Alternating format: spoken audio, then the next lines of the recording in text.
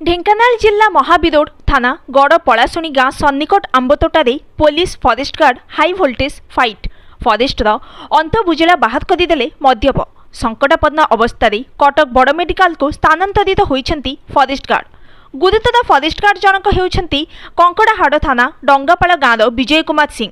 ସେହିପରି ଅନ୍ୟ ଜଣେ पुलिस एएसआई अनिल कुमार सिंह गुरुतर भाव कामाक्षानगर मेडिकाल चिकित्सित होउछंती। विजय और अनिल समेत 5 जन बंधु गड़ पलाशुणी गाँ सन्निकट आंबतोटारे मद्यपान करुवा बेले आरंभ होइतिला घमाघोट लड़ाई। आउ सेमानंक मध्यरु केही जणे विजयंक पेटरे भंगा मद बोतल को भूसी देइथिले। घटनास्थल ही फरेस्ट गार्ड विजयंकर अंतर्भुजला बाहरी पड़िथिला। संकटापन्न अवस्था तांकु प्रथमे परजंग और परे कटक बड़ मेडिकल को स्थानांतरित कर दिया। Bureau report news today.